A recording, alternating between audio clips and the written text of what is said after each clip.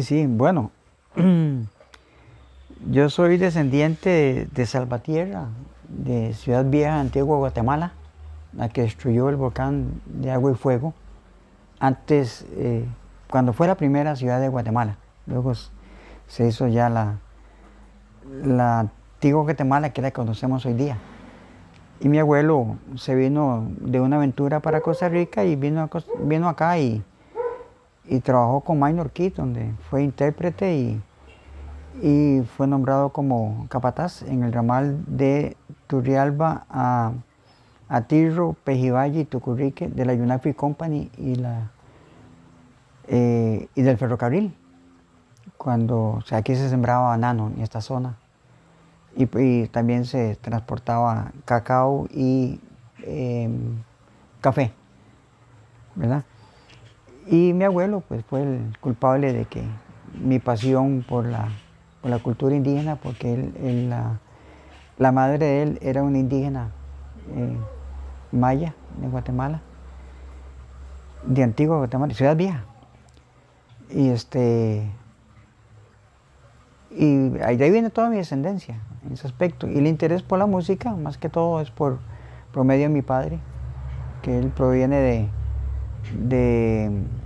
de Paraíso, y era músico y eh, tabacalero y, ¿cómo se llama?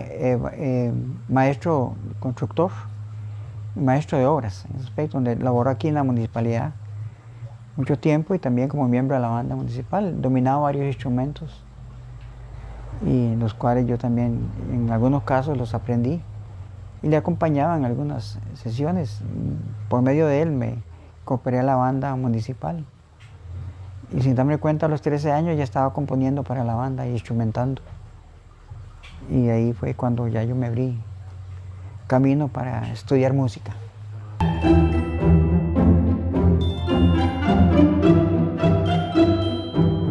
Sí, una vez que mi abuelo fue liquidado de la compañía bananera porque la United Fruit Company se fue de Costa Rica y por medio, dicen que una enfermedad en la cigatoca roja, negra, se eliminó aquí el ferrocarril de Turrialba a Pejivalle, el banano se quitó, se eliminó y mi abuelo se fue para un lugar que él fundó que se llama Cabecebuey, que es muy cerca aquí de San Joaquín de Tuiz.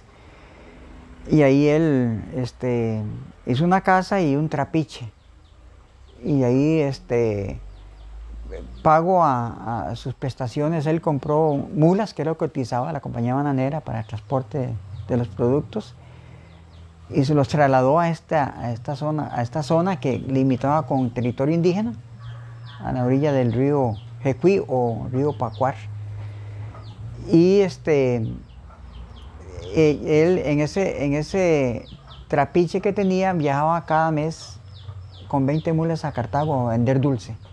De regreso traía algunos productos que intercambiaba con varios campesinos, porque él también aprovechaba para llevar frijoles, arroz que se cosechaban aquí, café, pescado seco, bueno, cacao, etcétera, y luego llevaba a los indígenas. Al morir mi abuelo, los indígenas siempre visitaban mi casa aquí en Turrialba. Y ahí de niño, cuando yo estaba en el colegio, en el IET acá, en Turrialba, me acuerdo cuando todas las semanas había indígenas en mi casa. Siempre llegaban cargados de pejibaye, pescado, animales de producto de la casa de ellos, tepescuinte, guatusa, cabros, saíno, bueno, etcétera. Y me interesó a mí irme donde ellos en las vacaciones. Entonces ahí me iba.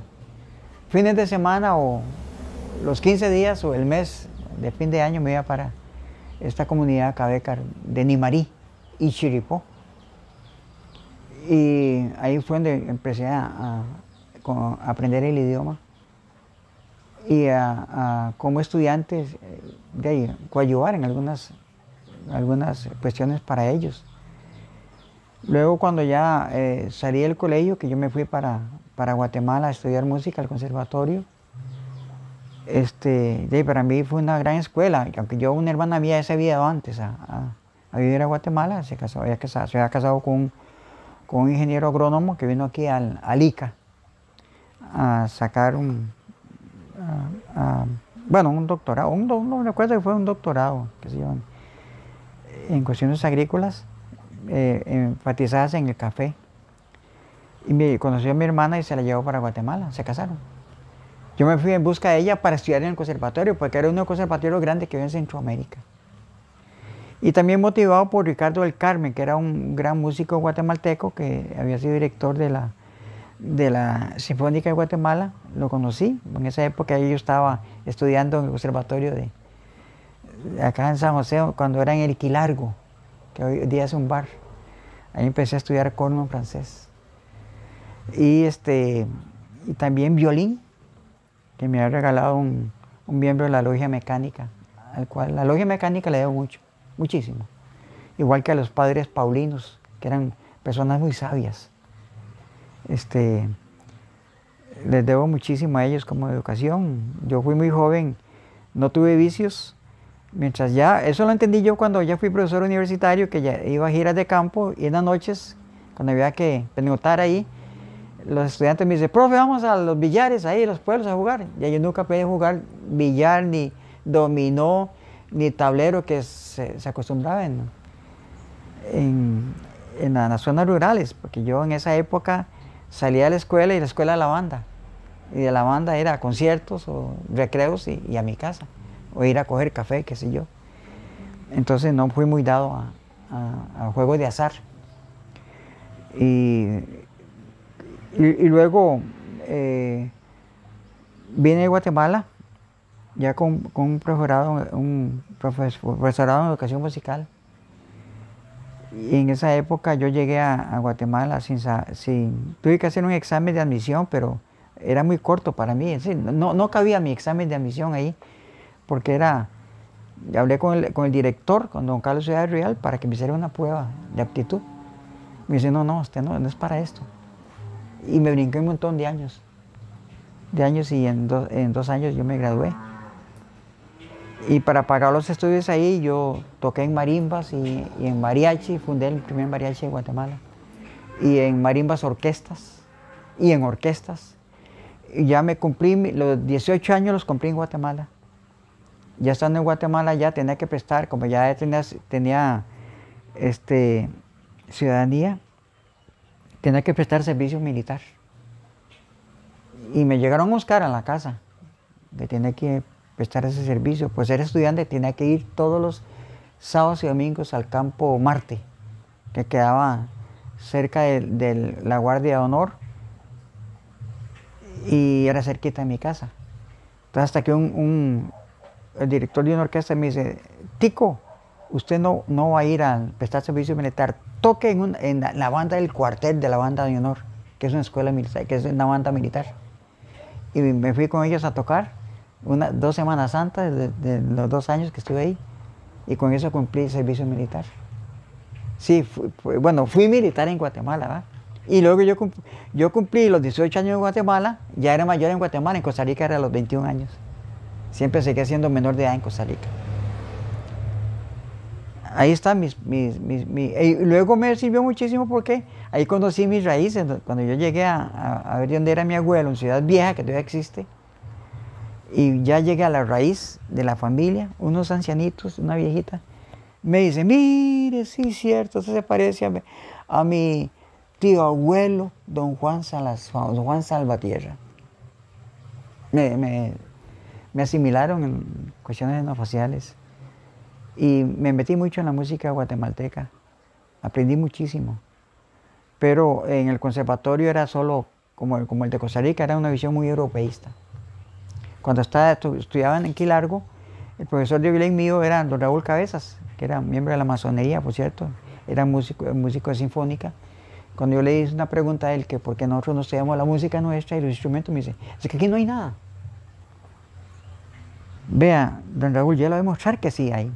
Pero cuando decidí hacer una exposición en el nuevo Escuela de Artes Musicales en la UCR, en tercer piso, segundo, que hay un auditorio grande ahí. Y llené toda esa cuestión de instrumentos musicales prehispánicos, de influencia africana, europeas y de retroalimentaciones de los que hay en América Latina, los cubanos, la maraca, las tumbas, los mongoles, todo lo que contribuye a lo que es la música popular, tradicional en Costa Rica. Y eso me dio para hacer un mapa de instrumentos, ubicación de instrumentos musicales de uso popular en Costa Rica, que por cierto hace falta que hacerlo nuevamente. Y la idea mía era hacer un libro sobre la música y instrumentos musicales en Costa Rica. Hasta ahora sí entiendo que el que se mete a investigación, la investigación es un laberinto. Siempre se bifurca en varios tópicos. Después, antes de que publicara yo instrumentos musicales del folclore costarricense, publiqué 6 libros antes, otros libros. Hasta que decidí sentarme, ya don Arnoldo, recuerdo uno que fue ministro, que era filósofo. Mora. Mora, sí. Me dice, Rodrigo, usted está corto aquí. El ministerio no le da lo que usted es. Le va a dar una licencia sabática, porque yo iba a renunciar. Y me ofreció la orquesta, la administración de la Orquesta Sinfónica Juvenil. Digo, no soy administrador, soy investigador. Me dice, sí, no, le voy a dar una licencia sabática. Y me vine para Turrialba 3 años a desempolvar el archivo, etc. Fue cuando empecé a producir, a publicar, ¿verdad? Pero ya lo mío no era simplemente con los cabecas, sino que me fui con todas las culturas indígenas de Costa Rica. Y apliqué mucho la técnica, como la usó Malinowski, Alan Merriam, qué sé yo, la observación participante, el conocer bien la cultura, convivir, y el análisis del instrumento musical. Ya, cuando después ya yo me fui para Venezuela a estudiar etnomusicología, me especialicé en la organología musical, que es el estudio en sí del instrumento musical. Y salieron cosas maravillosas ahí, en ese aspecto.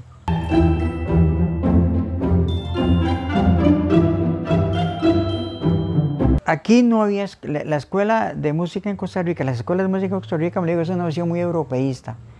Si nosotros queremos hablar de identidad en el arte, tenemos que tener conciencia de identidad cultural. Es lo que nos falta. En ese sentido, por eso es que la educación, la política, la religión y qué sé yo, fomentan el subdesarrollo mental en Costa Rica. Por eso es que les rendimos pleitesía al consumismo. Y nos han convertido en una cultura de préstamo, una cultura de imitación. Me invitaron a dar una conferencia al Real Conservatorio de Bruselas. Y para mí fue un gran honor porque fueron 2 conferencias. Una sobre la música e instrumentos musicales de Centroamérica. Y la otra fue sobre el chamanismo en Costa Rica. El chamanismo en Costa Rica me gustó muchísimo porque la conferencia que di en la Lovaina, en Bruselas, hasta después me dijeron que la mayor parte de los presentes eran musicoterapeutas. Ya en el Agape me dijeron, ustedes están solos. Nosotros estamos en pañales, sinceramente, en musicoterapia, porque la mayor parte de los elementos que utilizamos, ustedes los usan naturalmente. Y aquí son sonidos análogos.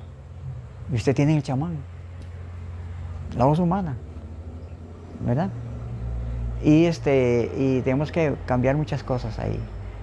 Me valió mucho el Real Conservatorio porque pude estudiar los instrumentos que habían llevado Humboldt y Pittier que es el conservatorio más grande del mundo en instrumentos musicales, en la cuestión etnográfico, etnológico. Y sacar algunas dudas y ver el aporte de los en América Latina de los indígenas a Europa y de Europa a América en ese aspecto. Sí, muchos aportes. He sido objeto de homenajes, no simplemente en Europa, en Venezuela, en Colombia, Panamá, en Guatemala, en Estados Unidos, aunque soy antigringo, no en contra del pueblo, sino en contra, que no he conocido pueblo más ignorante que Estados Unidos, sino en contra del sistema de gobierno, que es el país más terrorista del mundo, que planifica las guerras. Bueno, muchas cosas que quizás todos conocemos en ese aspecto. Pero sí, he estado en varias universidades, Murray, en Kentucky, en la Universidad de Miami, en New Orleans, en Nueva York, en la UCLA, sí.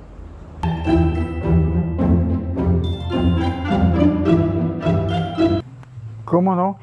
Para mí fue, cuando yo estuve, qué interesante, porque antes de ir a estudiar etnomusicología, yo era director de los Ixos.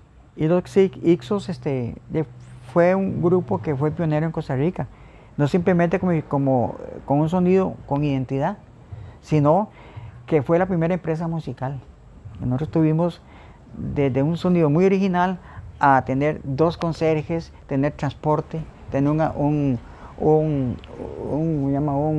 manager, qué sé yo, y todos éramos socios. Entonces, era una empresa musical. Después de ahí, cuando llegamos a grabar a la CBS indica que era a nivel centroamericano, la CBS tenía la casa matriz en Costa Rica para Centroamérica y Panamá. Hasta que un día me propusieron que si podía ir a trabajar a Estudios Gingesón en Bogotá, donde está la casa matriz de la CBS para Sudamérica, varios países suramericanos. Y lo acepté. Me fui, ya renuncié a los Ixos, me fui. Y ahí conocí cualquier cantidad de grupos musicales, etcétera. Estaba en año luz de Costa Rica. Y después fui jurado en un festival vallenato. Y ahí fue una loquera grande. Y comprobar, sinceramente, cómo en América Latina, como en el mundo, donde hay una improvisación individual y colectiva, es africano. Donde los instrumentos dialogan en base a un patrón rítmico y un patrón melódico y armónico. En las bandas de tambores, en la salsa, en la cumbia, en el vallenato, es increíble. Y en la voz humana también, africano totalmente. Y luego dirigir grabaciones para grandes orquestas. Grandes orquestas que y alterné con ellas aquí en Costa Rica, como Lavillos, Los Melódicos, bueno, Nelson Ned, bueno, un montón de artistas ahí. Y uno estaba, cuando ya regresé de Colombia a Costa Rica, era otro mundo para mí.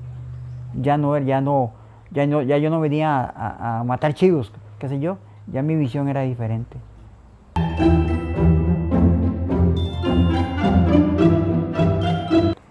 Músicos o antropólogos. Sí, bueno, sí. Isabel Ares, que era la directora del Instituto Interamericano de Etnomusicología, y de todos los estudiantes que pasamos por ahí, yo tuve un privilegio que ella me apreciaba muchísimo. Inclusive su esposo, que era un técnico en notación musical, me nombró como su ayudante para transcribir algunas grabaciones de los indios guajiros, maquinitarios del Amazonas, y donde hay transcribir algunos instrumentos musicales donde son oscilaciones y frecuencias es un poco complicado. Yo recorría un oscilador de frecuencias para poder hacer, y donde son cantos libres que no tienen la métrica establecida, y muchos fracasaron en ese aspecto, porque yo de muy joven crecí en una banda y mi oído era muy familiarizado con la transcripción musical, ¿verdad? Y el esposo de Isabel Ares, luego a Ronnie Velázquez, un antropólogo hondureño. Luego ya los músicos, grandes músicos, Renato Capriles, Nelson Ned, brasileño, La Negra Grande de Colombia, los melódicos, ahí no recuerdo qué, los directores, Billo Frometa. Casi todos los hijos de estos grandes directores son los actuales directores de las orquestas. Cuco Baloy. Por ahí anda, bueno, y luego los vallenatos. una gran cantidad de los viejos vallenatos como Juancho Polo Valencia, el negro Enrique Díaz, Rugero Suárez, bueno, y otros por ahí. ¿Y personajes de la literatura que han influido? De Carmen Lira, Gutiérrez, mi ex compañero de infancia, Jorge Bravo, Laureano Albán, Marco Aguilar, que está vivo, Carmen Naranjo, que fue quien me llevó a trabajar al Ministerio de Cultura junto con Nago de Nicoya, Joaquín García Monge y Luis Ferrero, que fue por cierto, uno de mis últimos libros que se han editado, lo dediqué a él, que fue mi mentor. No simplemente mi mentor, sino en algunos casos corrector de estilo, ¿verdad?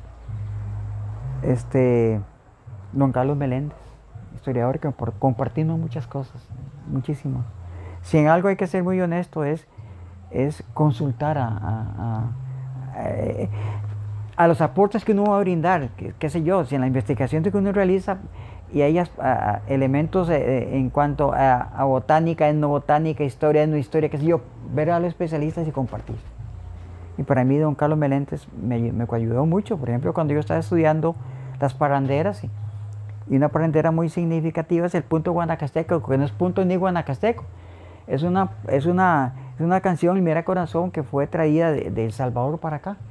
Y luego un músico puntarenense santacruceño, Leandro Cabaceta, le puso un tercer movimiento que es el zapateado, que es tan, pam, pam, ta, pero la canción en sí habla del general Guardiola, que era un general salvadoreño que quería invadir Centroamérica con la ayuda del gobierno guatemalteco, ¿verdad? Y habla de la tropa de pericos, etcétera, y bueno, un montón de cosas allá.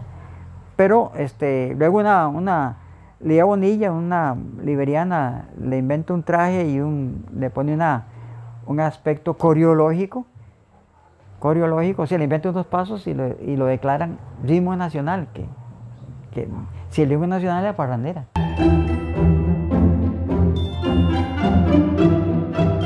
Sí, de parranda, ¿verdad? Sí, no, si nosotros tenemos de las influencias, bueno, en todas las culturas las migraciones no siempre se dan en aspectos de la fauna y la flora, sino también en aspectos etnográficos, en aspectos humanos. Yo conocí el zanate en Venezuela y en Venezuela ya había pasado por Costa Rica, ahora ya llegó a Chile y está en Argentina, viene de México. Si el jaguar y el tapir viene de Sudamérica, aquí no llega el lobo y el coyote y el quetzal del norte, y, bueno, el águila arpía, bueno, somos un corredor biológico, ¿verdad? En aspectos étnicos, por ejemplo, una vez llegó una muchacha y me dice, voy a cantarle una canción costarricense, cantó dos costarricenses, y cantó De la Cañada del Guaro. Digo, muy interesante, pero esa canción es antioqueña. Y la patriótica, el autor de la letra es un poeta de Santiago de Cuba. La música sí es de acá, pero aquí no se habla de esas cosas. Entonces, ¿por qué? Porque no conocemos bien nuestra historia. ¿Qué ha pasado? Que hay una crisis de valores educativos en ese aspecto, no motivan, ¿verdad? Por ejemplo, la influencia cubana, que hablamos hace un rato. Los cubanos que llegaron cuando vino José Martí aquí y Antonio Maceo, sí, ellos impactaron mucho. Martí con la cuestión, él era un gran poeta. Maceo un empresario y un lugar de estrategias militares. Y dejaron mucha huella acá, pero también antes de eso había una invasión cubana. No invasión maligna, sino que entraron por el río San Juan, por el río San Carlos, a San Carlos y etcétera. Y dejaron, aquí se habla del tacón, famoso tacón cubano, vocablos, y luego en la música, ¿verdad? Si nosotros vemos la música, por ejemplo, en Venezuela, en Colombia, en Costa Rica, el indígena usa una maraca, solo una maraca de forma de ejecución, de agitarla. Pero ya la influencia cubana son dos maracas, macho y hembra, agudo o grave. Para el ritmo tiene también influencia africana y europeo, en ese aspecto. Las congas y los bongoes, las claves. ¿Ves? Y hablando de literatura, como me mencionaste hace un momento, hay un montón de que no sí, ahorita no recuerdo bien las personas sí, pero los nombres. ¿Tú conoció en algún momento a Zapato Olivella? Sí, claro, no que sí. ¿En dónde lo conoció? En los quehaceres ahí en Chepe, andando en bares. ¿Sabes dónde? Hay un lugar de donde se reunían, a veces que eran una vez estaba yo con Chabela Vargas ahí frente al Hotel Balmoral. Cheyes. No, Cheyes es más abajo. Hotel Balmoral, no recuerdo cómo se llama ese lugar, que por cierto cuando ampliaron la avenida central lo quitaron. Y ahí llegaba mucha gente, mucho intelectual. Era un sitio de tertulia, más que todo, no se trataba, porque yo nunca vi borrachos, eran gente que llegaba a dialogar, a tertuliar. Era un sitio de reunión de intelectuales.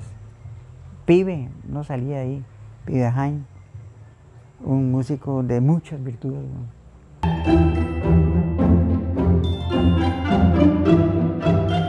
Hay que tener un profundo respeto al lugar, a las etnias o al individuo para uno laborar en ese aspecto y no más manifestarse como especialista en no mostrar su egocentrismo, sino que convivir, adaptarse al medio, no simplemente medio étnico, sino a la región, a la geografía, y entender por qué ellos se rigen a través de su calendario agrícola, ¿verdad? Y su modo de vida, su patrón de conducta en ese aspecto. Por ejemplo, yo fui muy respetuoso hasta el momento y luego utilicé mucho la grabación camuflada. Qué sé yo, yo pasé por todos los aparatos tecnológicos. Yo usaba el salveque con el grabador y en la gorra o el sombrero el micrófono. Y con cinta abierta y ya cassette. No llegué a usar ya nada electrónico o como digital. Eso es año luz, ¿no? Para mí. Por eso tengo problemas ahí tengo una computadora que la compré y era lo último y nunca la usé porque nadie me enseñó y yo estaba tan ocupado que utilizaba más. Me dice mi hijo, pero métase acá, meta el micrófono aquí, la cátedra, y ahí está, le hace la partitura. Le digo, y el otro tiempo que lo hago yo. Será con un día que estoy pintando el cuarto ahí con una brocha en un cuarto grande, con una brocha. No, y me trajo un rodillo. Le digo, esto lo pinta más rápido, pero ¿qué hago el resto del tiempo? A mí me genera ideas y yo soy muy hiperactivo. Siempre tengo que hacer algo, ¿verdad? Y la tecnología lo hace uno muy rápido, ¿verdad? Y luego cuando hacía esas grabaciones, ya sea me iba a trabajar sembrando maíz o pescando, cazando, en un ritual chamánico, qué sé yo, y luego transcribía el material a la libreta de campo, o los dibujos que hay que hacer, o los instrumentos, qué sé yo, y transcribir las partituras, hacer las partituras, etc. Y luego llamar a los intérpretes. Digo, mire, pasó esto y esto y esto y esto, de veras, y lo escuchaban y todos contentos. Y luego devolver a la comunidad lo que les pertenece y pedir permiso para publicar. Eso es muy importante. Y devolver, los primeros que van a tener ese material son ellos. Eso fue lo que hice cuando hicimos el proyecto de Limón, que se hicieron toda la publicación, los libros y los discos, Se les dio un ejemplar a todos los informantes. Ahí a pata fue desde Barrio Colorado hasta Zixaola, Turrialba, Guapiles, todo el sitio frontera del Negro. Cada uno y en las escuelas y colegios.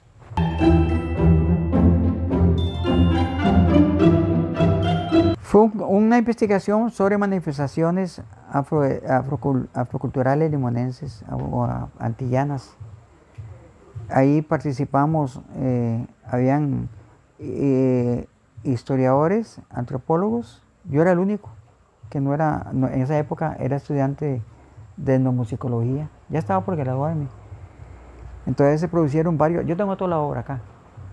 Se produjeron, bueno, ahí fue donde yo me interesé mucho en los Calixtonian, con Papatún, con Pitún, con Mr. Guy Ferguson, cuando nadie le daba pelota, etcétera, y hice bastantes grabaciones. Y de todo eso tengo una copia, porque lamentablemente los gobiernos trabajan con proyectos del gobierno de turno. Además, lo que pasó con Canal 13, muchas grabaciones de campo y documentales se borraron, los volaron, ¿verdad? No los digitalizaron, ¿verdad? Que hay medios para poder conservarlos. No, yo fui muy cuidadoso en ese aspecto. Inclusive, la mayor parte del equipo era mío. Más bien yo dejaba una copia y yo tenía en parte de los originales, en diapositivas y en blanco y negro. Ya con ese proyecto, que el centro de dirección era patrimonio histórico en ese momento, ya hicimos un centro de documentación. Entonces ahí compramos equipo, compramos Nágara, que era lo más tecnológico en grabación de campo. Un Nágara, compramos cámaras, y unas par de camaritas de cine, pero pequeñas, de 8 milímetros. Grabadoras portátiles. Y creo que todo eso lo tienen ya, está en archivo ahí en Patrimonio Histórico frente al Alemán, creo que queda. Y se publicaron, y ahí están, todas las publicaciones ahí están.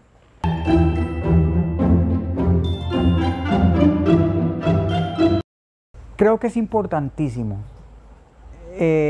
Quizás los indígenas, los afrodescendientes y algunos grupos, algunos lugares o comunidades tienen algunos elementos de resistencia cultural, como es el calipso, como es los diablos de Boruca, ¿verdad? Aunque hay que reforzarles étnicamente, históricamente, del porqué, qué es lo que hace falta. Por ejemplo, analizando los diablos de Boruca como un elemento de resistencia cultural, los orígenes, ¿dónde están? Cuando España se retiran ¿cómo se llama? Los moros, España pierde una de las culturas más ricas que tuvo. Y estaba hipotecado a Bélgica, España. Entonces, la meta era conquistar América.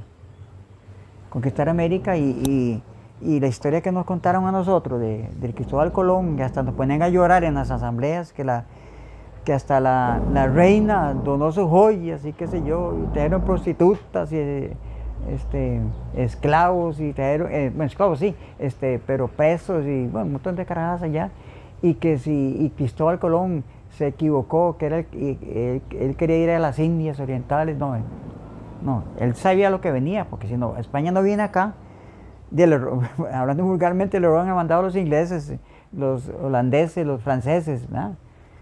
Pero él sabía lo que venía y era un gran navegante, pero vino por las cartas de Marco Polo, era un gran navegante genovés, y llegó acá, bueno, y ya se hicieron varios proyectos ya cuando hizo las famosas bulas, que era una alianza con Roma. Entonces se cometieron injusticias en nombre de la cruz y del rey o de la reina, ¿eh? Que ya todos conocemos en ese sentido. Y entonces ahí de esa invasión europea, aunque hubieron otras culturas que llegaron, ¿verdad? De esa invasión europea de ahí uno de los que aportó muchísimo a la tradición popular costarricense y latinoamericana fueron los padres franciscanos, más que todos los padres recoletos, y lo que originaron lo que se llama el teatro evangelizador o el teatro folclórico, que era una potente arma de dominación cultural. Por ejemplo, si aquí en el Valle Central nosotros tenemos un jueguito que dice, ahí vienen los moros, ¿qué? ¿A matarnos qué? ¿Con qué? ¿Con un cuchillo? ¿Qué? ¿De palo? ¿Por qué? Porque los reyes mandan, santo, santo, santo. Entonces tomamos una foto así, simplemente. Eso es una reminiscencia de esa lucha entre moros y cristianos, ¿verdad? El moro no se convirtió al cristianismo, se fueron, ¿verdad? En esa lucha de moros y cristianos es el moro que se hinca. ¿Pero se hinca ante quién? Ante la Virgen María. Por eso es que la Iglesia Católica es más mariana que cristiana, ¿no? En la mayor parte de las manifestaciones religiosas católicas no se habla de Jesús, se habla de la Virgen en diferentes medios. Y usted viajará por toda América Latina y la misma historia de la aparición, ¿verdad? Y por ejemplo, los moros, aquí en Boruca está el toro y los diablitos. El toro significa al indígena y los diablitos, que usan máscaras, a los españoles. Y luchan frente a la iglesia, pero no entran en la iglesia. ¿Quién lucha y quién gana? Gana el toro, pero hay una reinterpretación, que sea un sincretismo religioso ahí, que sea, hoy ve uno el aporte africano por el uso de instrumentos musicales y de música, con fuerte influencia chiricana, y luego el aspecto europeo por la misa y etcétera, y luego lo indígena que sea cuando hay aspectos chamánicos que se manifiestan, porque a la hora del toro al tercer día tumbar a todos, luego aparece un chamán con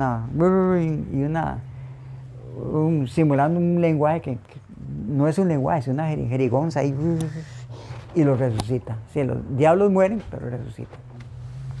O sea, de la naciencia a la muerte y la resurrección de los indígenas y triunfan sobre los europeos. Eso se da en Boruca, pero eso no se dio en Talamanca ni Chiripó, porque los indígenas no fueron conquistados.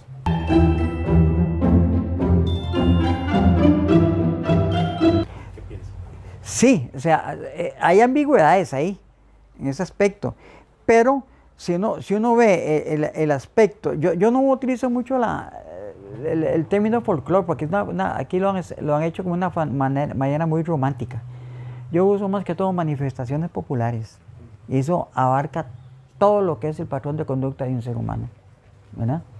Y ahí entra mucho en juego el estudio antropológico, el quehacer del ser humano, ya sea individual o colectivo.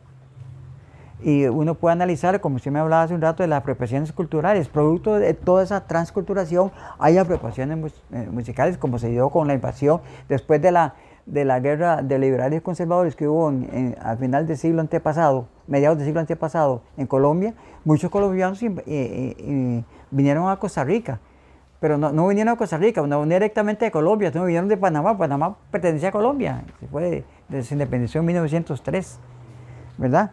Y de ahí vinieron muchos elementos. Toda la zona sur tiene en apellidos, en personajes, en música, en gastronomía chiricana. Y Chiriquí era Colombia y hoy día panameño, en ese aspecto.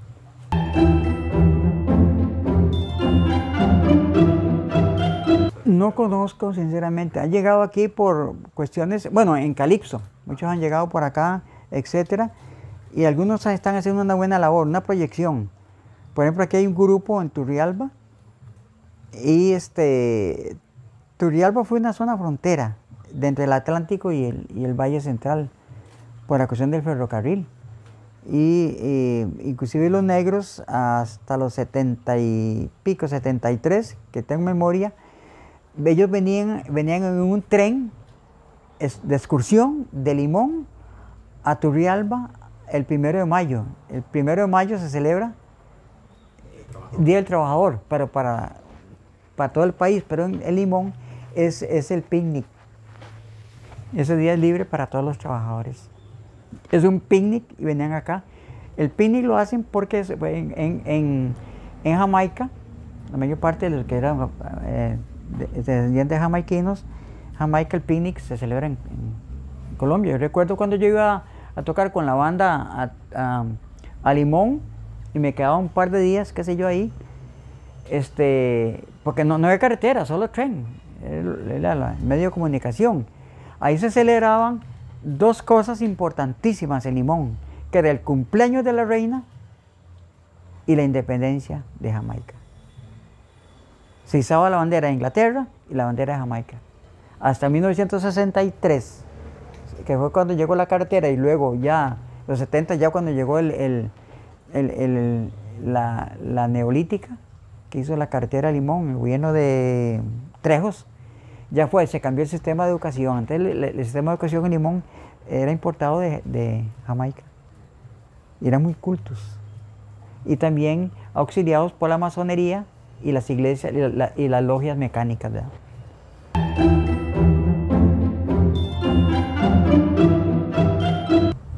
Logró llegar a convencer al Ministerio de Educación Pública para que se declarara a la Asamblea Legislativa el instrumento nacional, la marimba, como en Guatemala, que es también un elemento de resistencia cultural.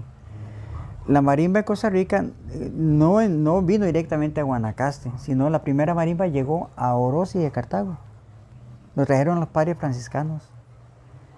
Y así vino de Guatemala aquí a Costa Rica. Y luego en 1900 fue cuando llegó la primera marimba de doble teclado, que fue en Guatemala donde se inventó ya como un instrumento polícromo, ¿verdad? No diatónico.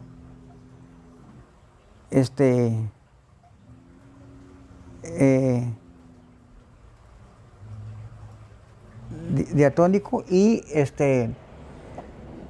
para ejecutar cualquier tipo de ritmo, cualquier tipo de género musical, ya no simplemente de un solo ejecutante, sino varios ejecutantes, ¿verdad? Y se bifurcó por todo, se esparció mucho en Guanacaste porque hubo una identificación étnica, porque están raíces africanas en Guanacaste, ¿verdad? Y el último marimbero solo que yo conocí fue a Pizarro en Santa Cruz de Guanacaste. Después eso se terminó. Ahorita sí, muy corriente ver, pero son nicaragüenses, son de Masaya o de Monimbó, los que llegan a ejecutar la marimba, incluso han invadido aquí. Después de la guerrilla en Nicaragua vinieron muchos músicos, no simplemente músicos, sino también artesanos, zapateros en la gastronomía, sí, ¿verdad?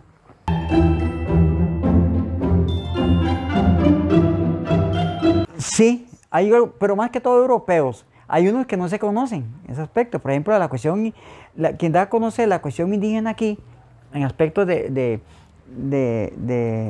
instrumentos y melodías, se mencionan algunos instrumentos, pero vagamente, como por ejemplo Monseñor Thier, Gaff, etc., pero no se profundalizan en el estudio en sí del instrumento musical, hasta que yo salgo con el libro de instrumentos musicales.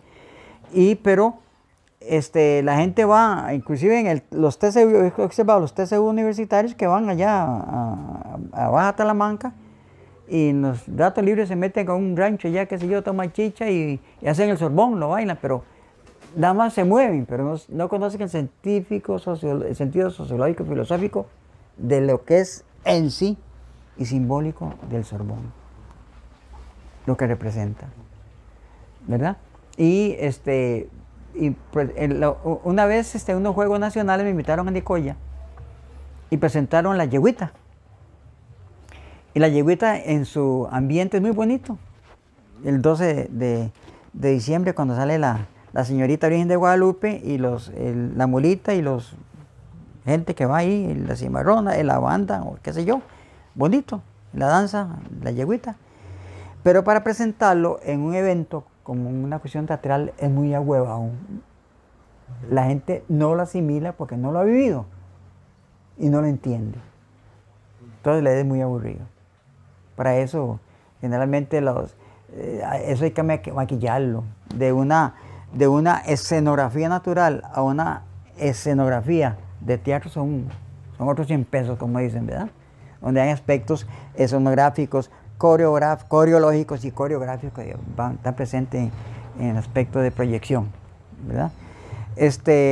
Aquí, que se declarara el instrumento, eso es lo que andan viendo todavía, que se declarara instrumento nacional, símbolo patrio. Pero ¿qué hay de los profesores de educación musical? Digo yo, ¿serán profesores de educación musical o animadores de actos cívicos?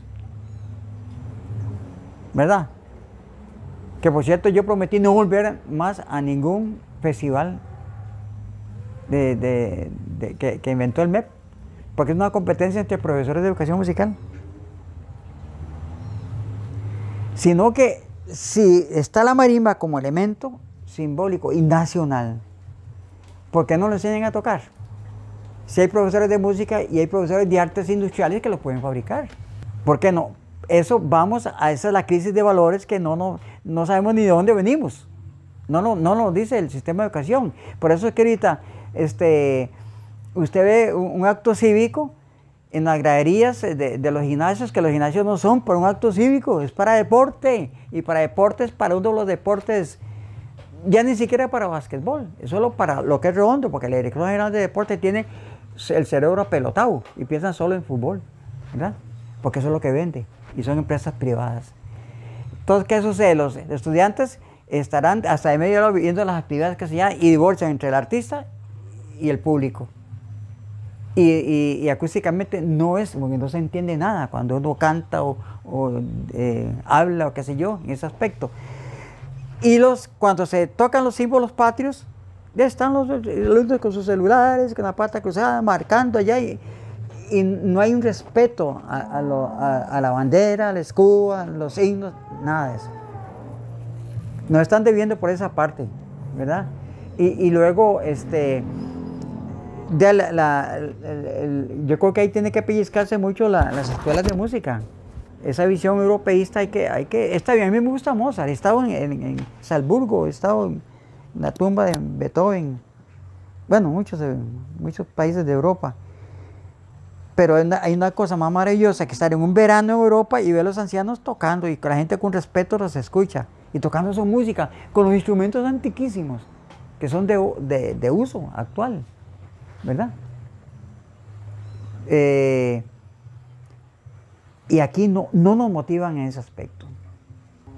Y que los conservatorios y las escuelas de música se enfoquen solo en el rescate de la música autóctona en cuanto a instrumentos y a música en cuanto a intérpretes o a patrones melódicos y armónicos y rítmicos de nuestros indígenas.